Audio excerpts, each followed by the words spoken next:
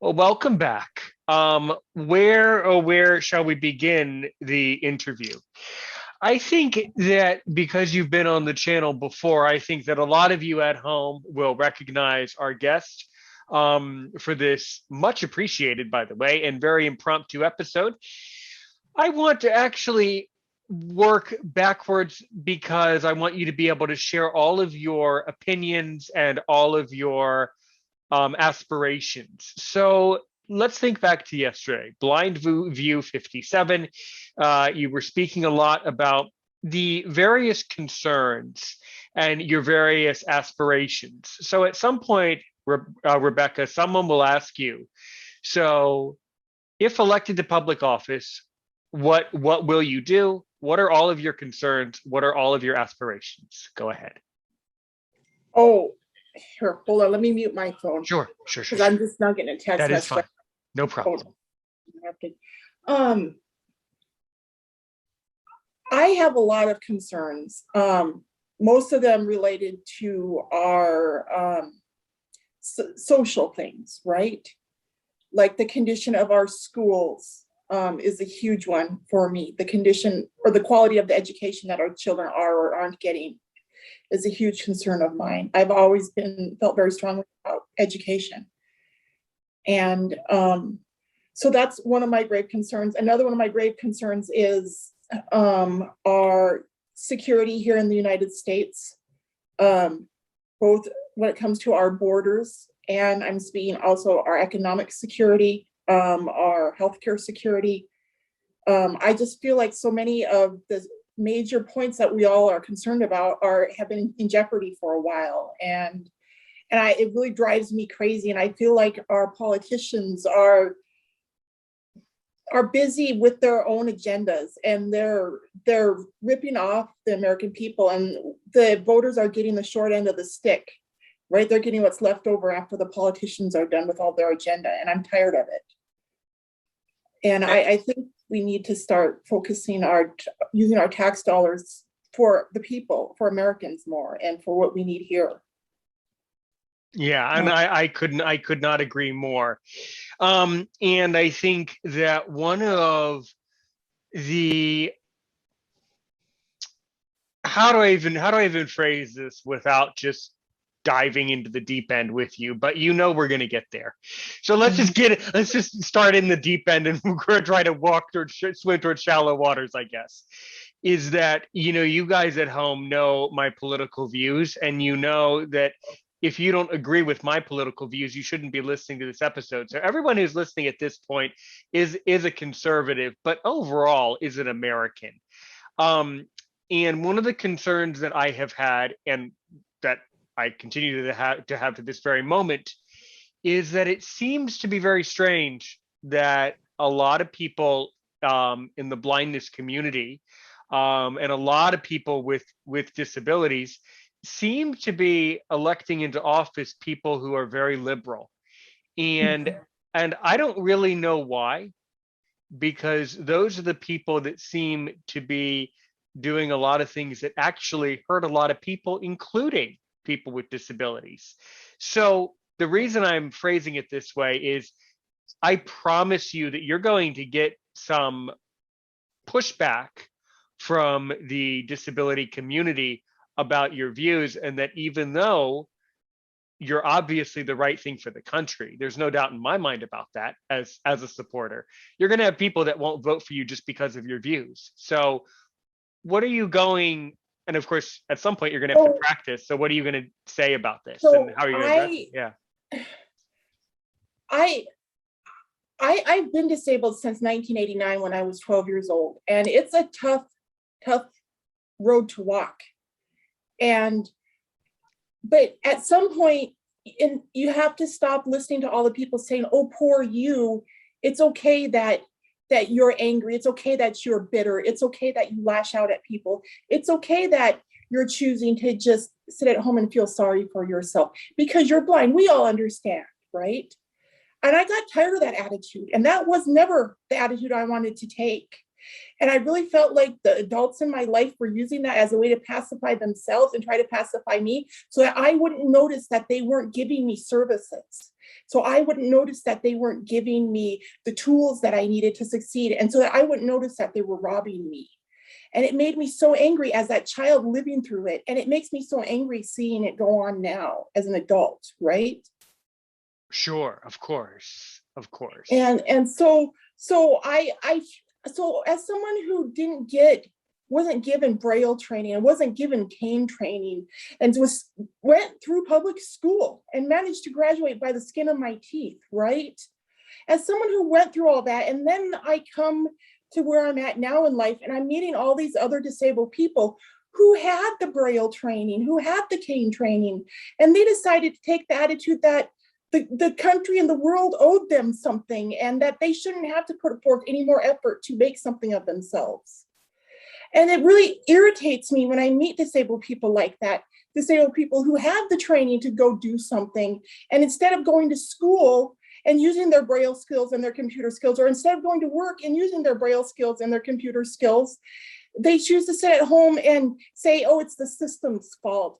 Because, you know, I tried for years and years and years and years with no training, with none. And I kept trying, and I kept little by little, I was overcoming the system that was stacked against me. Little by little, I was overcoming all of the roadblocks and barriers in front of me, even with very little to no help from the adults in my life. And then I eventually became a blind adult. And I eventually met people who did help me get the proper tools and stuff. But I just feel like there are disabled people out there who need to be held accountable, because the ones who had these tools from the beginning, who chose not to do anything with it, it really makes me angry, you know? And so I just want to talk to those people. You know, here in America, you're given a lot of great things. I was living in rural Montana, and so I wasn't given access to Braille training in my public school and O&M training in my public school. But I know that there are people in larger cities, even in the state I was living in, there are blind people in larger cities who were getting those things at school. But, you know, I met so many blind people in my life who've been blind their whole lives, who got these trainings in public school, and who, a lot of them even went on to college. And for some reason, today they're just sitting around feeling sorry for themselves. They never went and did anything with it. And it just makes me so angry. In America, we have so many tools and gifts available to us to help us become more productive, more people that benefit society more, right? And I just feel like we need to start utilizing those tools and taking advantage of them, and really making something of ourselves, because I've seen so much waste go on in just the disabled system, right? With all of the money that's wasted on services for people who don't really appreciate it, or who aren't really planning on utilizing it or doing anything with it, right? And I suspect the same fraud and abuse goes on in all areas of our government. And that's why there's so much overspending that goes on. I think somebody needs to go through the financial books of our government and, you know, get them spending the money the right way, because there's so much fraud and waste and abuse, just hundreds of billions and trillions of dollars, right? And I'm so tired of hearing of billions and trillions. You don't even hear the word billion anymore. It's always trillions. All these big spending bills they're always doing, they're always trillions and trillions of dollars. And I just feel like we need to start thinking about what we're doing with these trillions of dollars. I think if we were spending them more here at home for helping people here, like underprivileged youth, we could give them the tools they need so that when they get out of high school, they're in a better situation to succeed in life, instead of just having to turn to the streets and become criminals, or living hand to mouth because they can't make a decent living because of the high school education they got. I think these people need more opportunities to go on to college, and more better opportunities in high school too. And so I feel like if we had politicians in office who were spending the money the right way and not wasting it on all this bogus shit that we've been seeing the last several months. Do you have an opinion, Aaron? You're you're right. It's not an opinion; it's a fact. You're absolutely right. I'm in agreement with you 1,000 times over. So I think I mean I can already see you on the committee. It's called Ways and Means, and that's what you really want to do. I mean, yeah. If someone asks you, so Rebecca, specifically, if elected, what committee do you want to be on? Would you want to be on Ways and Means? Would you want to be on Justice? What section of the legislature do you really want to influence? You've been talking a lot about Ways and Means. Um, Justice and Ways and Means, yeah, Justice and those are, Ways and Means. yeah. Okay, something They're like kind that. of, in my mind, they're kind of interconnected because where you spend the money at impacts the areas of the country that are, or the areas of our society or the areas of our economy, right? Those are the areas that are helped. So in my mind, if we start spending the money in the right areas to help our children, so that when they're in high school, they've got counselors that are coming alongside them and helping them plan for their future, helping them make sure they're getting all the right classes that they need, helping them dream, helping them think about their future instead of, I'm just afraid so many kids graduate from high school or drop out of high school because they really don't know what there is out there. And so many of them are told that there's nothing out there for them. I'm so tired of people, of teachers and parents and adults. I'm tired of adults in this country telling children in this country that they're not able to do one thing or another, because I just really feel like it's really hurt our country because people are no longer dreaming big and expecting big of themselves, and they're no longer expecting big of their children and big of their students, right? Like when I was a kid, the sky was the limit. Like I knew anything I wanted to do when I grew up, I could do it, right? And I want to make sure every child in America knows that. I want to make sure they're never told, you don't have a chance of being a lawyer because you're growing up in the inner city and we just don't have the tools to educate you that way. I want that student to hear, oh yes, come over here. We've got these tools here, and here's this thing we've set up to put you on the fast track to a good college to get you the training in these like areas of higher education, like science and engineering and mathematics, and all of these STEM programs, right? The things that are really important for our children so that they are innovators and creators and what America has always been, right? I think we need to start aiming all our perspectives back towards being creators and innovators and people who do and solve problems and make things happen, instead of people who create problems and then just sit around complaining about them or people, you know what I mean? Yes, you're right. You're right. So I mean, I think that what And go I go think it go go start, go ahead. Yeah, go ahead. I think a lot. I think it starts at when we're children, though. We need to tell our children, kids need to be given a different message as they're growing up in our society, and even adults. I was a kid growing up in the society, so were you, Aaron. And those of us who grew up in the society today, we're hurting and we're struggling with stuff that we were told, stuff that we were told we would never be able to do when we were younger, right? And so I just feel like I understand what these people, what everybody is going through. I feel like everybody's going through the same thing on their own level and in their own situation, their own life. And something needs to be done about it. Does that make sense?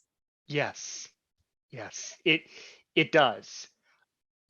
And Uh, uh, I'm tired of our politicians wasting all our money on all this stupid frivolous stuff and us getting very little benefit for it. We need to start investing here at home. right.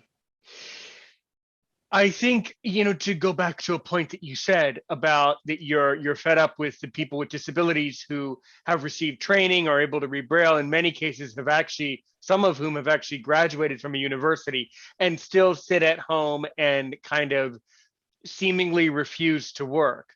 I certainly do not disagree in any way with you about it, and it's offensive to me as well as a successful blind person who does work. It's also offensive to me. I can also tell you that I think that and this, I'm saying this mostly to the audience because you already know this, but the discrimination and the severity of discrimination that is occurring in every state is much more severe than perhaps, and I'm not saying you're unaware, but perhaps than even either one of us is aware, because there's a lot of profound discrimination in the United States towards people with disabilities. So I that's the agree with problem. you on that. I agree Yeah, with you on that. But one way to at least partially overcome that there you go. discrimination is to develop your own certainty in your abilities and hone your abilities so that you're good at what you do. So when you go, because I'm not going to go apply for a job that I'm not convinced in my own mind I can do. You know what I mean? Yes. And I mean, I might need to work at it for a couple of weeks to learn how to make little, little issues work. But I believe I know how to accommodate myself for my low vision, right? That I'd be able to make it all work. Um, and I feel like so many people aren't willing to get out there anymore and use their own head to try to make the job work for them. Like so many of these people that you go apply for jobs for, I think they'd be more willing to work with us if we were saying, oh, hey, look at this. I've got all these ideas of how I can make it work, right? If they know we're already thinking about it and that we already have a lot of great ideas as people who live this life every day, maybe they would be more open to the idea of helping accommodate us to do a job, right? And a lot of these people also don't have the knowledge, but as the blind people or as the disabled people who are going searching for the job, if we know what our abilities are, and if we know what our accessibility tools are, and if we know how to use them and we can demonstrate them to the employer, most employers will give you a trial period, right? But so many people don't even get that far because they just give up. Do you know what I mean? Precisely. That's exactly what's happening. And my opinion is is not really different, but it's just my opinion has a little bit of a different twist on it than yours. Is that Okay. what I think is going on just as often as all the other things you've said?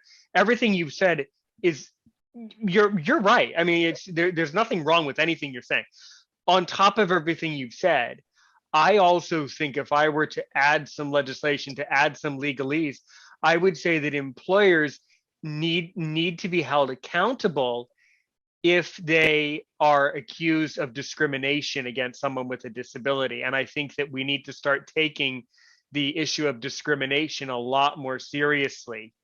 And that I think that blind people need to have a lot more chances to speak up when they were discriminated against. So I view it that way. I think it's a two-way street. Blind people need to get educated and need to be ready to work. It's a non-negotiable.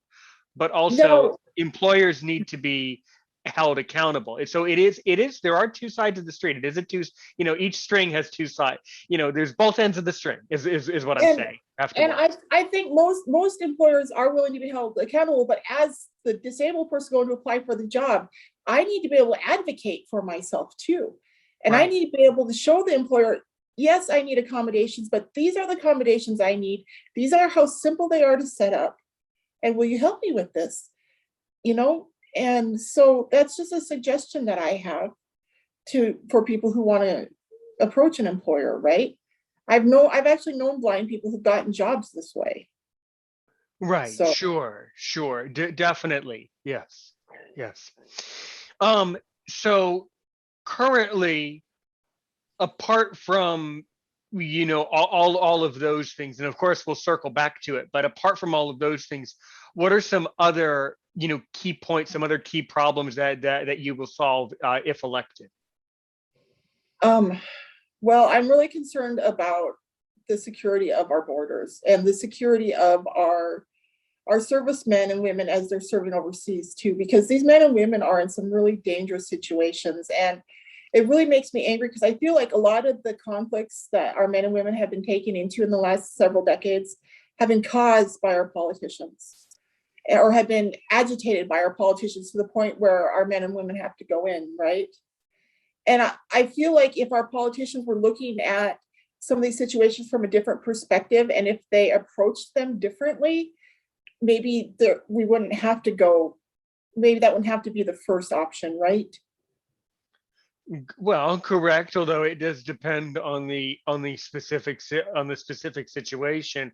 I think you're very concerned about one area of law or legislation that you're clearly very concerned about, and you and the guest yesterday were having a very animated discussion about it. Is of course this whole immigration law. It seems like you want to get the immigration laws under control too. Oh, it's so sad. I'm living here in Arizona, and every time I hear about what's going on right here in Arizona to these immigrants that are coming over the border, the horrendous circumstances that these little kids and these women are being forced to live through, right? And I think there's some men too, but all of these immigrants, when they come across our border, they're living in squalor while they're being processed, right? And we don't, I really think the federal government needs to get more like social workers down at the southern border to get these people processed, because it's really not the responsibility of our border agents, our law enforcement, to process people, right?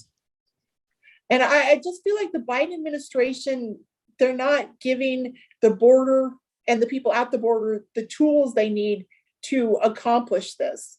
Instead, the border agents and the people who are trying to keep our borders secure are just being overwhelmed. And I just think, like I said, the Biden administration needs to send, like I said, social workers and stuff down there to set up tables and offices so that these people can line up and come in and give their information, be checked in and stuff. Does that make sense? Yes, but the argument against it would be that would unfortunately cost a lot of money. That would cost a lot of spending. That How much money are we spending every day on the current situation? And it's not getting better, it's just getting worse. right. We have to start spending money to make it better instead of just keeping our heads above water or the situation getting worse every day. Definitely. And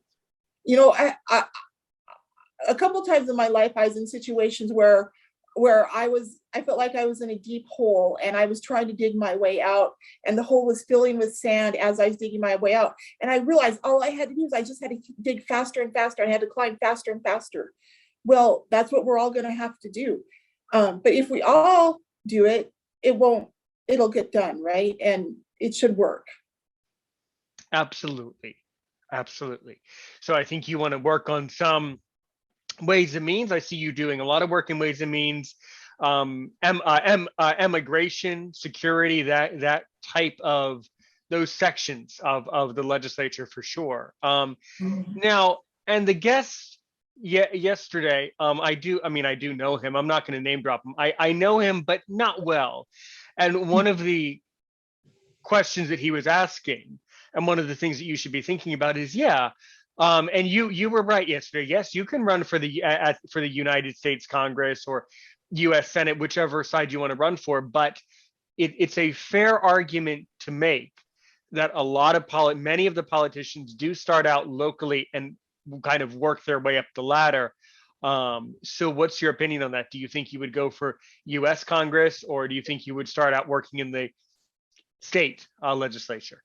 So I don't plan on running for mayor or city council. I'm initially going to run for probably state legislature and then national legislature. United States Congress. Yeah, Okay. Congress. Right. Yeah, this is really good. So, and what can you tell me about the state of Arizona and the way the state, legislature works, and what exactly are you going to do to make sure that you're elected in the state? Okay. To me, the goal is not making sure that I'm elected. I'll be elected if it's meant to be. And if I get elected, I want to, make things better for Arizonans. And I think our schools are one place where we need to start. And like I said, I'm not complaining about what our teachers have been doing. I'm not complaining about what any of the staff is doing at the schools, but I do think our children need to be, like I said, given a different message. So Um, I would, to be perfectly honest, if I were able to make national rules, can I tell you two things I would like to change in our public schools? You can tell me.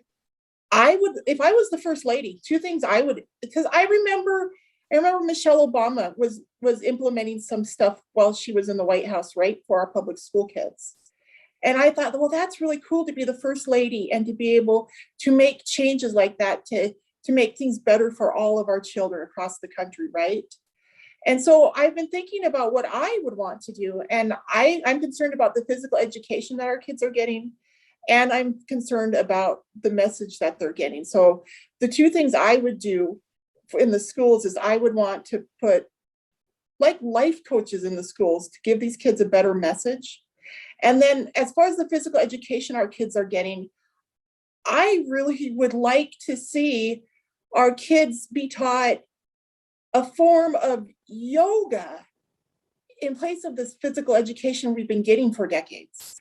Because the physical education I got as a teenager, I mean, I went to a really good public school. It was a Class C school, so it wasn't overwhelmed with students. I mean, we got really good academic teaching and stuff.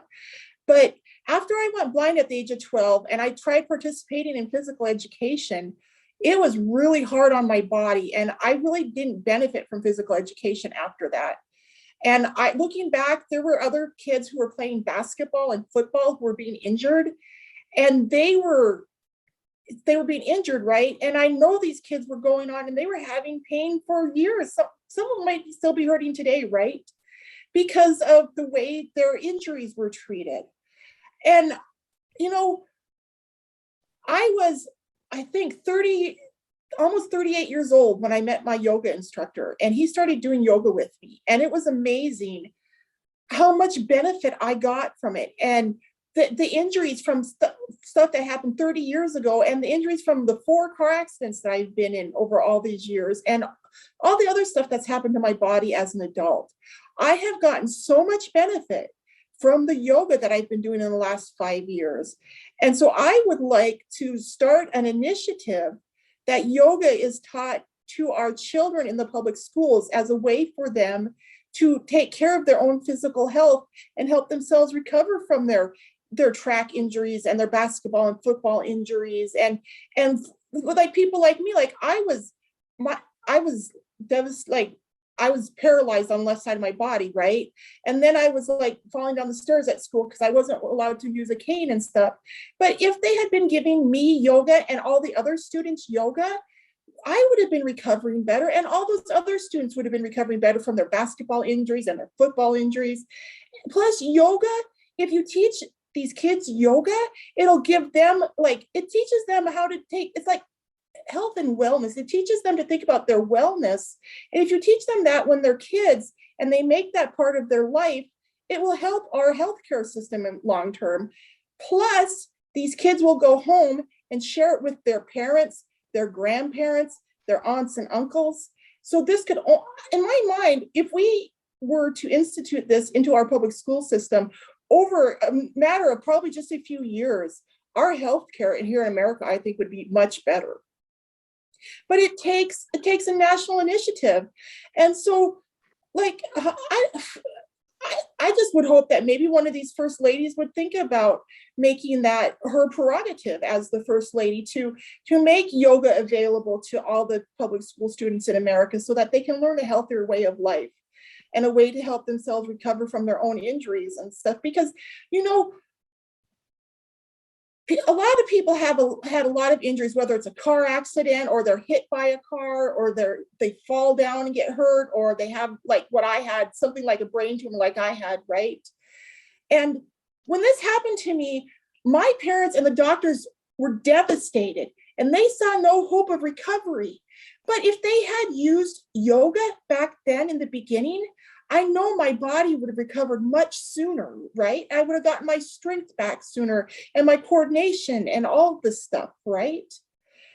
And so I just really feel like we need to make sure this is available to all students here in America.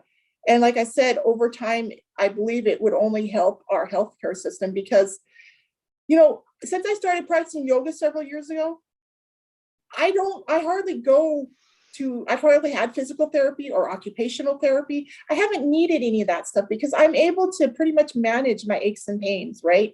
And my issues. And so I feel like if we can just teach all of America this, it would help us all.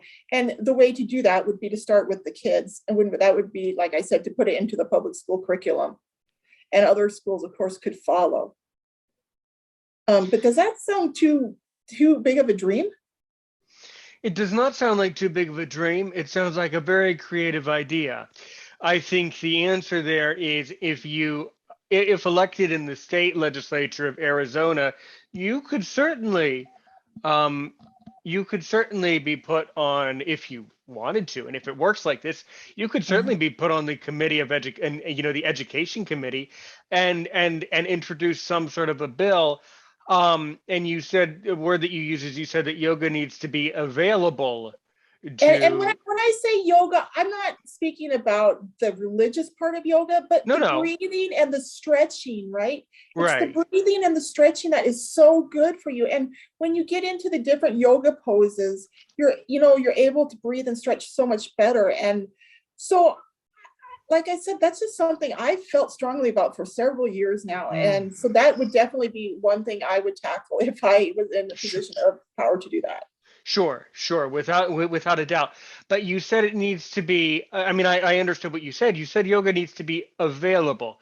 So do Right. you mean available or do you mean mandatory? Those are I two different. mean, I mean available. Like, so when I went to school, like they give you, like you had to have special shoes for PE, right?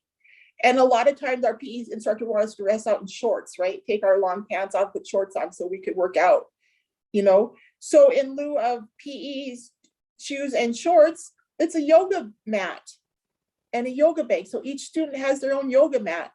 And then during PE class, they lay their yoga mats on the floor, and the PE teacher, who doubles as a yoga instructor, like the PE teachers would have to learn how to give yoga instruction, but they would lead the class through the breathing and stretching exercises, and they would lead all of the kids, right, through the different poses and stuff to help teach them about this, right? And like I said, these children would then be able to go home and teach their parents and their other relatives who were suffering from different pains and aches and injuries. Because in America, we all have so many different injuries. Like, I've been in 4 car accidents, I've fallen down, I've had so many medical things happen to me, right? And there's so many of, I bet there's not a single person watching who can't relate to what I'm talking about here. And if we were taught from a young age to overcome those things so that we could continue working and continue being productive people, I just think it would help us out a lot here in America. And it would help us with the long-term growth and success of our country. And I believe that this can happen because of what I did in my own life with yoga, right? Like, and not only did I turn my health around with yoga 5 years ago, but a couple of years ago, I broke my tailbone, right?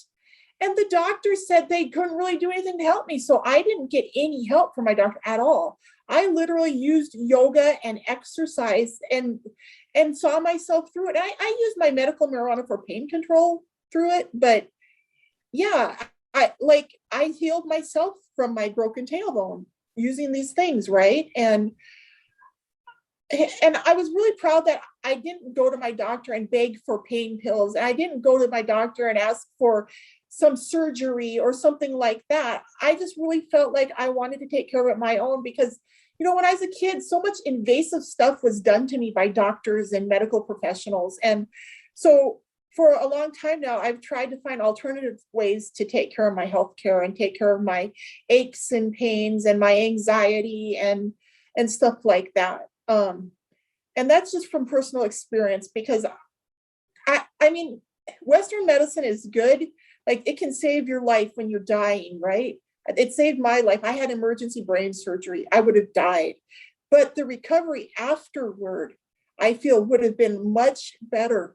I would have been much better served had they utilized these other techniques. Do you understand what I'm saying? Yeah, yes, I do. Yeah, I think it's really interesting. I mean, I agree on one hand. On the other, of course, I'm not a doctor, so it's not fair for me to give out my opinion and say yes, you're absolutely right because of it. I don't know that to be, I don't know that to be medically correct or not. But I certainly agree with the way that you're approaching it, and I think that's really beautiful. And I think you're definitely on the right track. That we need to really work overall. In addition to yoga, how about another one? How about What, teach children proper nutrition at school? How to eat a yeah, healthier diet. That one too. Okay, not and that's I'm that's not throwing and I'm not throwing the yoga idea out the window. Mhm. It's a great idea. Also, in addition to doing yoga, another great thing. Eat right. Eat right. Teach children how to eat a healthy diet. Tell them how many hours to sleep each night to have a good night's sleep is a lot of it too. So, and maybe trying to yeah. help kids find things to do, like read a book instead of being on a computer playing games. You know what I mean? Well, I I think you're going to lose the battle there to some degree. Probably. I'm younger than you. I'm 30, and we have my brother's generation is they're like in their early 20s. So, you have to calculate the different demographics and generations that you're going to be speaking to. I mean, I Yeah. agree with you, but these 20-year-old kids, they can't get off their computers. They just So won't. my So, my 14-year-old and my 19-year-old, so over the years they have become very involved in their computers, but every time their mom shows up with some new twist a plot books or something like that, and they see the cover, they take an interest, right? Because these books, they look cool, right? If you bring the books to your kid instead of trying to get your kid to the bookstore, and just set them down in front of them. Like my kids, especially my youngest son, he's really liking reading. If I will bring the books home to him, he'll read them. But it's like kids don't know how to find books anymore. Like when we were kids, we went to the library. Like I remember we had library class. The librarian would come and get us and take us to the library and let us check out books, and we could take them home for a week and read them, and then we had to return them the following week at library class. But the kids aren't doing that anymore. Everything is on these laptops. But if you give them an actual paper book, I know my kids have really loved it, and they really do take to reading more once they're introduced to it. mhm. Well, of course, you're someone who's successful, and you know how to be a great parent. So, of course, Oh, no, no, no, no. I don't know how to be a great parent. Don't accuse me of that, because I don't want people thinking that I'm a great parent. but can I still think that you truly are a great person? Can I still think that, or is that a little? Am I giving you too much Um, credit? I'm a work in progress, put There, it you. that way. That's a Trying to be be. a better person. Oh, And good. Well, good. Great answer. I want to implore our viewers. I know you may be having some struggles, but if you can try to put a smile on your face, maybe take some deep breaths before you try to put that smile on your face, things can usually go better. Like it, a, a gentle word turns away wrath. That's biblical. And I've used that. And it works in the same way. Like if you're grumpy, if you take some deep breaths and before you talk to your loved ones, right? The conversation will go better. And so that's just one thing I want to talk to our viewers about is try to think about what your words are doing to the people you're talking to, okay? Because your words can cut the heart out of your loved ones. We all can do that with our words. We can cut the very heart out of those we love the most. And if you find yourself at that point where you're about to say something like that, I suggest you just shut your mouth and turn and walk away and come back later when you can be civil. Anyway, it's just a suggestion. I agree. I agree. And unfortunately, for so many people, that is easier said than done. So, Mhm. but no, I completely agree with you. I think that we really need to tackle. So we really need to tackle the healthcare issue is a serious issue, not just for people with disabilities, but anyone. Then the issue with getting blind people to realize that they need to be working and can and will, that's a little bit more complicated. well, all of these things are, and then of course the immigration thing. But you've been on my show before. This is the second time, I think. And last time you were talking a lot about Blue Butterfly Enterprises. A lot has been changing, and there's been so much great stuff going on over there. What's the latest update from BBE, as you like to call it? Blue Butterfly Enterprises. Oh, I don't know where to start, Aaron. Well, I'm making progress on the books that I'm writing, a lot of good progress. And Gino and I are making progress on our movie project. And nothing, I don't have any big announcements to make on any of our projects right now, just that stuff is really happening in our projects and stuff is really coming together. And Gino and I are both really excited about everything we're working on. And so I really think in the next few months, we'll have some really big announcements to make. Anyway, I want to encourage the viewers to go check out my YouTube channel and watch my videos, because I have been making some big announcements over the last few months too. So anyway, they can check out Becca's World on YouTube if they want to see what we're doing. If they hit the subscribe button and the notification bell, then they'll be notified about our upcoming big announcements that we have too. So you're doing a lot of great work. I'm really looking forward to the movie because I read your books, and I certainly am going to watch the movie. So I definitely am looking forward to learning about it and knowing when it's going to come out, and how people will be. So how are you planning on telling people, and how are you planning on, in general, distributing out this movie when it does come out? Oh, there are professionals that'll be in charge of marketing and distribution. But one thing I can tell our viewers that so here at BBE, I'm always working on lots of different projects. If I'm not in front of my computer typing away, then I'm thinking about what I'm going to be writing. And if I'm not on my treadmill exercising, make myself stronger and meditating, then I'm doing other things, right? And so, just a minute, Aaron, I lost my train of thought. What was I going to say? One big thing I've been working on the last couple of weeks is I am taking an acting class in preparation for one of my projects that's coming up. So I'm having a lot of fun with that. And just we're working on stuff here at Blue Butterfly Enterprises, and stuff is getting really exciting, and stuff is really coming together for us. But I've been sworn to secrecy about so much of it. I really, sure. I don't want to touch on any details because I don't want to get in trouble. Just suffice it to say, I'm really excited about everything that we have going on here. And as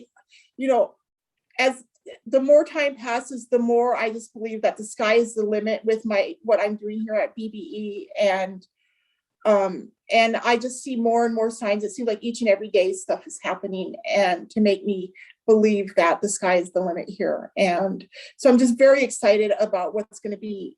I'm really excited to know where we're going to be at 12 months from now, because there are so many exciting things we have going on here at BBE in the next 12 months. Oh, definitely. So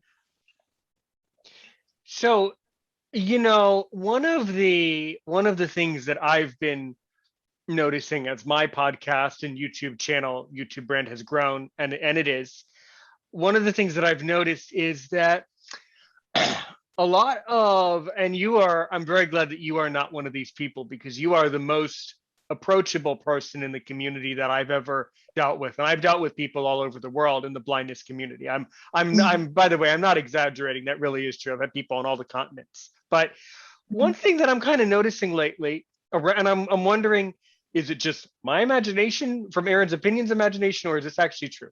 I've noticed a lot of other content creators, especially when they gain a really large following, they tend, in my opinion, to kind of be a little bit, not really, resistant isn't really the word, but they tend to kind of close down more. And I think that, and what I mean by close down is that these people who have large followings are not always, in my opinion, open to new guests and new ideas. Um, and I think that kind of sends the wrong message to blind people, especially when most of their viewers are blind. Have you noticed this at all? And what do you think about that particular phenomena? I don't know about what anybody else is doing, but I know myself, I work to keep an open mind and a broad perspective. And that's why so many big things have been happening with my company and in my life also in the last several years. And it's all about your own perspective, and how you're viewing things. And that's why I want to drive that point home to our viewers, because as blind individuals, it's really easy for us to put our mind in a box and to limit ourselves by our thinking, right? And I had to work really hard to free my mind from the box that it was locked into when I woke up blind at the age of 12. And but once I was able to do that, now it just seems like, Aaron, it just seems like, especially now that I've opened my company, because I've been practicing everything I've been learning for decades now, these last 2 years while I've opened my company. Like I said, it just seems to me like the sky is the limit with my company. I literally don't put anything beyond what I can do here. And with my political aspirations, I feel the same way. That's why I'm really not willing to say what office I want to run for right now, because I don't want to put myself in a box. Sure. Because what if I dream too small? And I think a lot of people do that. A lot of people dream too small. They set their sights too short or too low, right? And I think blind people especially tend to do that because they don't think they can. But if you set your sights high and your goals high, you always have something to work for. And maybe that's why I feel like I've been running and running and running for decades and decades. But I've been working hard, and now I feel like it's all paying off, because now I have my company, and now we've got these really big projects going on and a lot of great things. So it's a lot of work to live your life like that, but it pays off. Definitely, definitely it does. Yeah, and I that's why I keep an open mind as well, because the more open we are, the more we can get done. And I think you're absolutely right. I also hope, as I probably have said before, as I tell every guest, I also hope at some point you'll get into podcasting and maybe have some more, upload some more content into sort of a podcast kind of a radio show like format, because you do a really, really good job telling your story. So I always wonder about that. Well, When are you gonna set so up a podcast? okay, so I love listening to podcasts. And honestly, Gino and I have talked about podcasts. It's been a while since we've talked about putting podcasts in place. But I think it's mostly a matter of getting the technology and the software to turn the videos we've already created into podcasts, the audio of them, right? Correct. So, and like during the quarantine, I think it was Gino and I were talking about this, and he explained to me how easy it would be for us to make podcasts, because it'd just be, like I said, the sound from our current shows, and our future shows too, of course, at that point. But, Aaron, this is a good question. And honestly, Gino and I have a couple of things that we need to work on. For example, before the quarantine hit, we were working on pulling together some Becca's World t-shirts. And we were going to go to the NFB convention and pass them out to people. And we were going to also do VIP challenge interviews at the NFB convention. And so we had big plans like those, right? So those are things I need to touch base with Gino on again, because since weren't able to do it in 2000 or in 2020 or 2021, we'll be doing that in 2022. And obviously we need to get back and talk about the podcast thing. So, no, wait, okay, never mind it. You know what? Never mind about the podcast for a minute. You know what would be even cooler is if we all went to the national convention in person and recorded like a professional show, like in person. That would be even cooler. Yes. That would be, yes, yes. What, yeah, see, what Gino and I were gonna do in 2000, and then we were gonna do it in 2001, but now we're gonna have to do it in 2002, is we were literally gonna take camera equipment, and I was gonna rent a room for me and a room for Gino, and we were gonna take, take appointments for people to come up for, and we were gonna have it so people were coming into like one of the rooms, and we were gonna have the camera equipment set up. Because the thing is, we have to have a quiet environment, right? We can't, I mean, last year, or actually it was 2019, we went to the Arizona State NFB convention, and we were able to interview some people in person. Did you see any of those videos? I did not, no. Okay, well, they're still up on Becca's World if you want to go look at them. They're just some of our earlier videos. But so we went, like I said, to the convention, the state convention in person. I interviewed, I remember Colin Wong, an O&M instructor from Savvy, and several other people. I think I interviewed 3 or 4 people, maybe more than that. But we didn't do any VIPs. We weren't doing VIPs yet at that point, I don't think. But because we've already done some of that, that's also the kind of stuff we want to do when we have the next national convention. We're going to be doing the VIP videos one-on-one that we'll be taking appointments for, but we also plan on getting out into the convention hall and interviewing people about their experiences and stuff like that. Because I really enjoyed that when I went to the state convention here in Arizona. I just walked up to people. I was like, hey, what's your name? And how did you get here today? Because, so many people, as blind people, when we travel to a convention, we all have our own ways of getting there. Most sighted people, they drive and they park their car and they walk in, right? But when you're blind, it's like, a lot of times we use 3 or 4 different modes of transportation to get to our final destination, right? Correct. Yeah, or at Yeah. least 2 or 3. And so like, it was fun when I went to the state convention, just randomly meeting people and asking them these questions, or asking them what they wanted to achieve at the convention. And then, like, there's just so many opportunities at the convention to get the kind of videos I enjoy here at Becca's World. I like these videos where I'm talking to people about their lives, about their work, or what they know, or what they've experienced, right? Or what they want to do, what about the future, if not the past or present, right? Correct.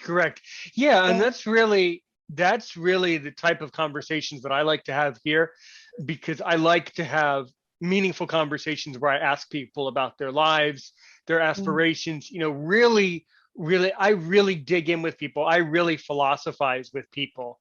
I prefer the harder questions, I prefer a hard interview and a really meaningful one. And that's something that you can definitely get at, in person. And the experience you would have in person would be different from the experience we're having here over Zoom, over YouTube. It's two totally different things. But yeah, that would be really exciting. To have some sort of and this is just an idea, some sort of a Becca's World event, like at the national convention or something like that. Yeah, we'll probably do something like that. And another thing that I want to do, so like before I ever opened my company, I used to go to the NFB convention, and I'd go down to the exhibit hall with my iPhone, and I'd interview some of the vendors about their products and stream it to my Facebook channel or my Facebook page, right? So that's something else I would like Gino and me to do when we go to the national convention, is I'd like us to go down to the exhibit hall so we can interview these exhibitors and these people about the products and services they have, right? And we could put that on Becca's World so people who aren't at the convention can maybe get a feel for these things, right? Because even when you go to the convention, it's really hard to get down to the exhibit hall and look at everything. And why would it be? What do you mean it's really hard to get down to why would it be hard to get down to that exhibit hall? What do you mean? Well, I've been to a few conventions, and personally, it's a long walk from where most of the stuff is at down to the exhibit hall, right? And they have there's one day I think where the exhibit hall is open from 9 to 5, but otherwise throughout the convention there's 2 hours here or an hour there. And I can't imagine how people get anything accomplished in the exhibit hall during those small little bit pieces, right? Because you have to stand in line forever, and that's after you find what you want. to check out and to make your way through it all. It's so crowded. And so I feel like if we had somebody at the convention who was going table by table, doing a good solid interview of all the vendors and what their products were, and then putting those infomercials up on the internet so people can browse through it all at their convenience and get all of the information instead of what we're able to get, because we're not able to get a lot at the convention in person at the exhibit hall. As a blind person who's been to the exhibit hall several times, I've never been able to go through the entire exhibit hall. I barely make it down one side of the first table, right? Or down the first side of the first table, right? And then I'm tired and then I'm wanting to leave. And I think a lot of people feel that way. I think a lot of people are even intimidated to go into the exhibit hall. But since Gino and I have these services, I figure maybe we can go down there and interview some of these people and just put the videos out on Becca's World so people know what they've missed, right? Yeah, that is a really good idea. And I completely agree that there's a lot at these exhibit halls and you can't see it all. So yeah, you should definitely do that and definitely set up a playlist for, exhibit hall. And then you can say the convention and where it was and when it was. Yeah, definitely. And see, because I'm new at this, my plan of attack on this, when we do go do this, is to probably contact NFB first and try to get a list of the exhibitors so I can reach out to them myself. And then we could set up appointments. You know what I mean? So that Gino and I can go and maybe get them all done in a certain period of time so that we still have some time to enjoy the convention, right? Sure. Oh, Plus, yeah. like the exhibitors might be able to meet with us when the exhibit hall is not actually open. They might be able to meet with us on their own time and give us one-on-one interviews, right? Which we would then record and put up on Becca's World if we couldn't get it through, get so many one-on-one interviews going through the exhibit hall. But this is just what I'm trying to work on, because if these exhibitors could get more exposure, maybe they make more money, and it could only help the NFB because these are the sponsors of the NFB. Right. So, yeah, no, definitely. That's something that you should absolutely do. Definitely do individual interviews with the exhibitors of their products. But then, of course, it would have to be in a more quiet place because that exhibit hall gets very noisy. Right. So and that's why I'm tricky. Yeah. So we won't be able to do this until the convention of 2022, if then, right? So what I'm going to do is I'll contact, like I said, the NFB beforehand and get their list of exhibitors. And then I'll just contact each of them individually and see when they want to set up their individual one-on-one interview that we can record and then put up on Becca's World, right? Because if they want to do it at the convention, or maybe we could do it virtually before the convention, right? So that they're given it plenty of time to give the viewers all the information about their products, and maybe they could even demonstrate it on the video, right? It's a free service. So, I do my best, right? But that's all what I was thinking, to try to make it work for them. And because here at Becca's World, I want to teach people. I want to make sure people have all the information that's available. Yeah, definitely. Yeah, that's all really good. So and what can you tell me about the state conventions in Arizona? Of course, I've never been to Arizona, so what can you tell me? So Aaron, each state has a state convention. I know. You don't want to tell me what state but your state has a state convention. Yeah. So you can find out when your state convention is and what it is. Have you been to a national NFB convention? Well, I've been to both. I've been to the national a couple of times and the state a couple of times. So you know what I'm talking about then. Right. Okay. Yes. But I was just wondering if you can give the viewers a little bit more information about, how Arizona is and what the general atmosphere of an Arizona state convention is and what types of things they do. Yeah. Mm-hmm. Well, NFB conventions are about access and advocacy, pretty much, right? Right, sure. And so just like any other state convention or any national convention, at our state convention, we do seminars that are about advocacy and how to get access to tools, and we demonstrate tools and what we know and stuff, right? So those are the kinds of things that we do at the Arizona State Convention. I haven't been involved in putting together an Arizona State Convention, but I've been to I think 2 or 3 of them now. Very good. And do they usually hold the convention in like Phoenix, Tucson? What part of Arizona? Like, is it always, or is it in a different city each year in Arizona? The last couple have been virtual, and I think the one before that was in Tucson, and the one before, I think I've been to one in Tucson and one in Phoenix so far before the virtual one starts. Now you have to understand, I moved here in 2015, so I've been here for like 5 or 6 years, and 2 of those years were virtual. So, and I wasn't really heavily involved right in the beginning. So, Right, right. Sure, sure. Well, Rebecca from Blue Butterfly Enterprises, know that you are always welcome here on Aaron's Opinion.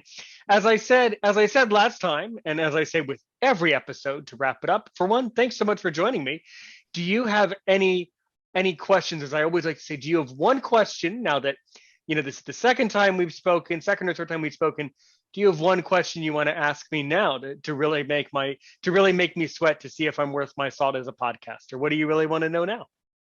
are you as handsome as you sound? Yes. Okay. Well, thank you. That's all I wanted to know. Thank you, Aaron.